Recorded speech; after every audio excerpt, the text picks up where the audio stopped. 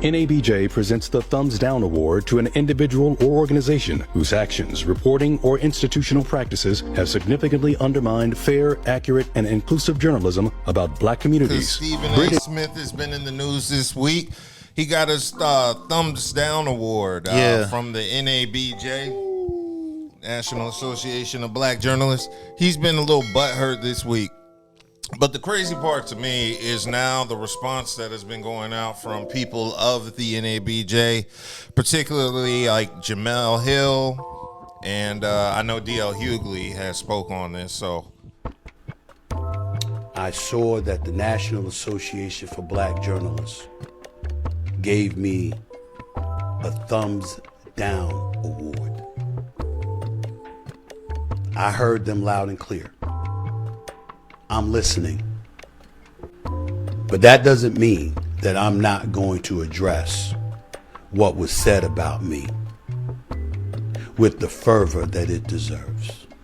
He can be mad all he wants to, but he deserves this smoke. He knew exactly what he was doing when he went after Joy Reid, when he went after Kamala Harris, and all the others that follow. He knew what he was doing. So you made your bed, now lie in it. No, and there's nothing, like, the thing I took umbrage with was that he got more upset at his peers. I think when your peers give you an award of any type, be it to uplift you or be able to correct you, I think it should bear more weight. What I found interesting is that he was more angry at you all for giving him what is tantamount to a professional correction than when Donald Trump impugned his integrity and his intelligence.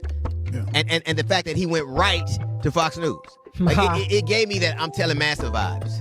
Like black journalists telling the NABJ giving him an award and him running right to a white journalist is like getting kicked out the cookout and running a Cracker Barrel to complain.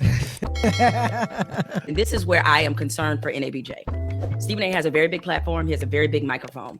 And what he's going to do, and he's already alluded to this with his tweet saying Christmas came early. It's like he's reveling.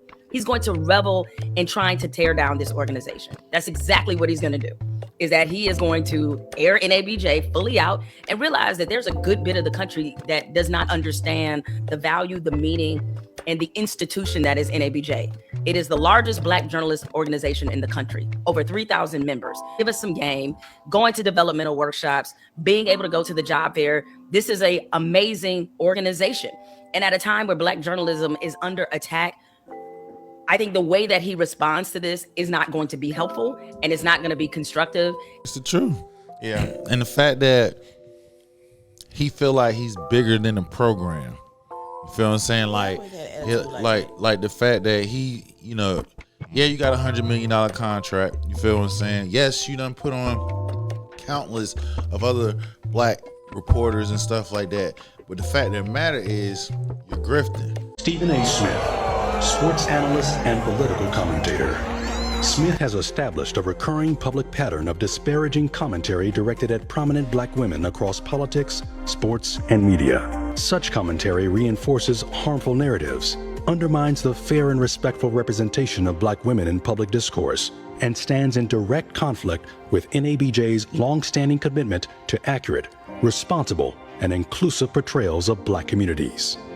So when your peers properly correcting you on what you're doing and they don't approve of what you're doing because you had the president gave you a direct shot at you and said you had low IQ. I think he's a nice guy, but you need a certain aptitude to run for president. You need a high IQ. I'm not sure that Stephen has that.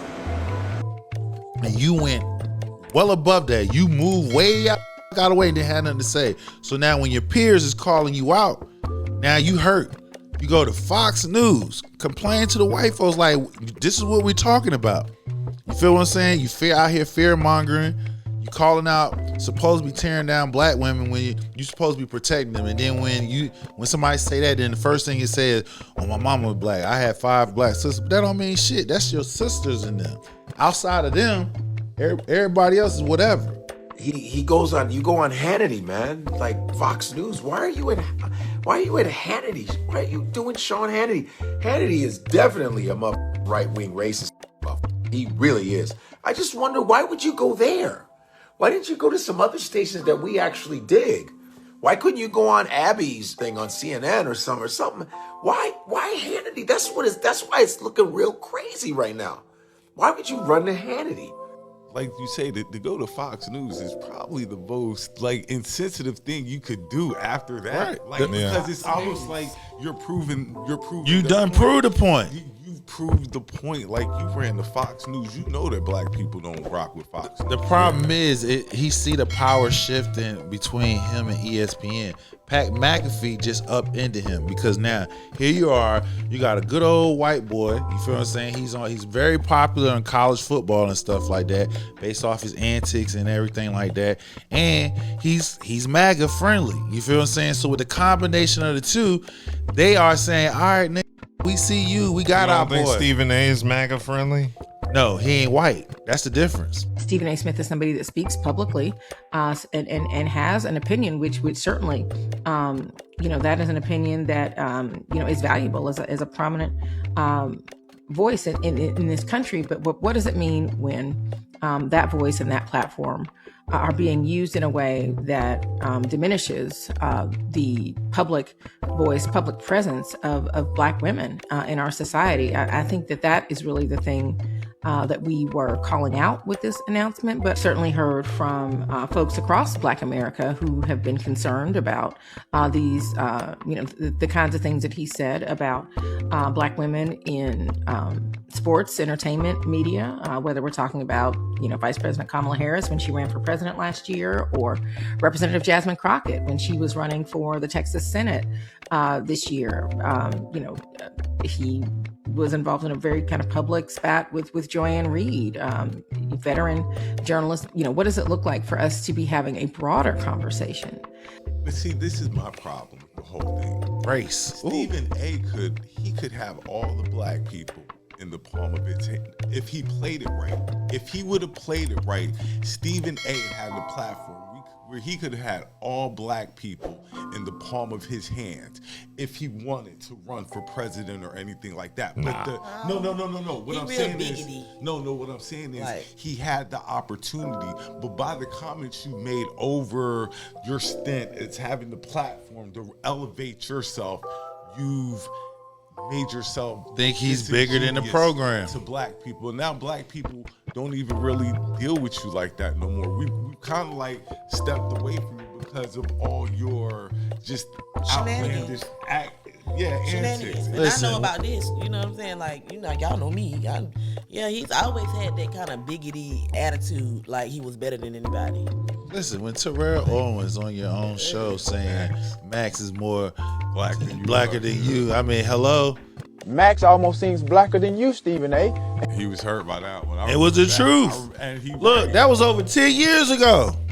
And that's the crazy part. So he's been called out. The point is, he got big. When he got that money, he thought his head was bigger than what it is. And he on all the commercials. And when Pat McAfee took that ring, he going hard to keep the power struggle because they about to push his ass out. After his contract up, he's trying to position himself, leveraging himself to where he has an afterlife after ESPN because, like I said, Pat McAfee is younger, he's white, MAGA friendly, he's that white boy, you know what I'm saying? You can directly point to things the FCC chair does, CBS, all of these things have done. You can't do that for Stephen A. Smith.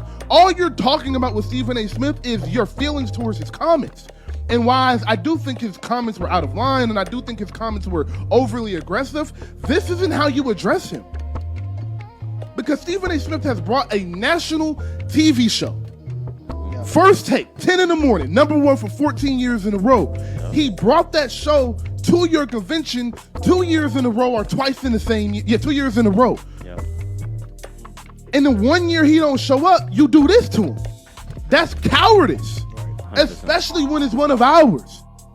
Don't get mad at Stephen A. for not acting like one of ours, and then you treat him like he's not one of us because you're doing the same thing you're criticizing him for. So that's my whole issue with it is talk to him like he's one of us. Tell Stephen A. you want to come down and have a sit down about what he's doing and put a panel together and live stream it and have feedback. So, and another one of his talking points is how he pushes for HBCUs and stuff like that. But you could have been did that. You could have been spearheaded a campaign for 8. You've been at ESPN. Hasn't he? He's promoted HBCU. Yeah, he's been I'm promoted. saying you could have done a better job with it. You see How what so? I'm saying? You could have done it. Yeah, you could have started this sooner. Well, he couldn't really do anything hasn't until he after he got done- that $100 million contract. Hasn't he been doing But he shows been at do- HBCUs yeah, he for has the past though. few years? He has The been. past few years, but what I'm saying is he could have started earlier. Like I said, He didn't have the power. Right.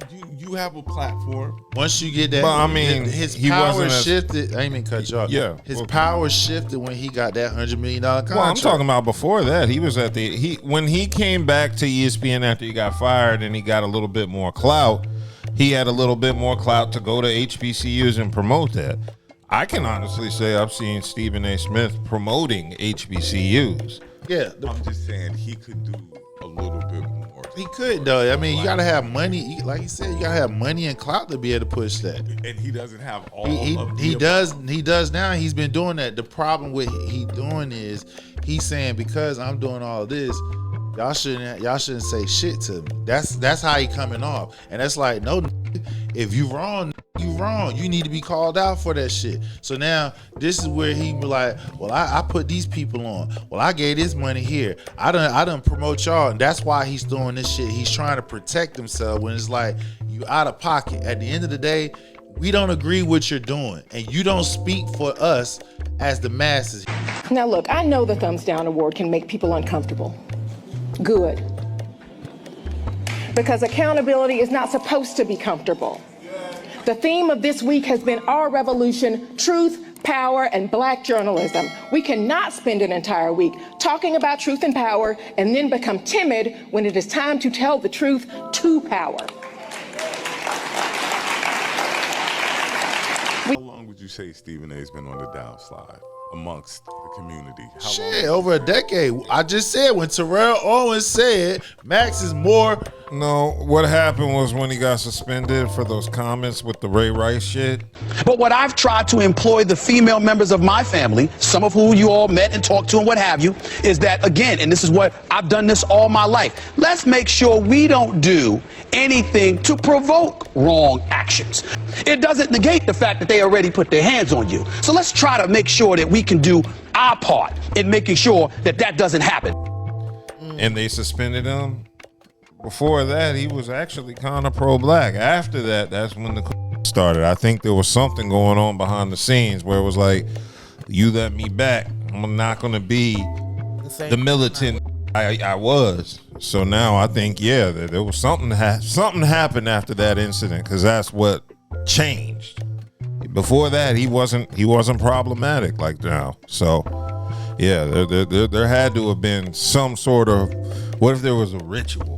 Money, nigga. Could have been. What if Stephen A was on some eyes wide shut shit and he was had to go through a mansion in a robe and shit with one of them long masks? People on them tables and stuff. Hell yeah. Look, you know what kind of party them people with money have. It anything's possible, but you know, Stephen A just and I don't think he can get back in our good graces. I don't know if He can't come to the cookout. You think that it's possible not for him to in get back in our good graces? No. I think it is. I mean, look, Don Lemon. Don Lemon is the perfect example. Don Lemon was a big old on CNN, got fired. Now he's pro-black. That's true. And now he's sitting there turning on Stephen A, his fellow former in Brotherhood. Like, people forget Don Lemon's history. Now you see he's independent and all pro-black, my people.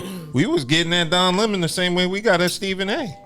People forget that shit. He has the freedom now. He has another line of income, so he don't need a major network. His thought process was not trying to get back in good with the community going to Fox News. That was not. Oh yeah. Oh yeah. Again, I explained to you, it's going to Fox News. Those were the billionaires that they're the one got the checks. So he trying to make sure, like, hey y'all, hey, don't forget about me. Line my pockets up, because if you get the money, right? Now that's why he's throwing out like, well, I put these people on. I put these HBCU schools, because he's saying I put money. I've done this.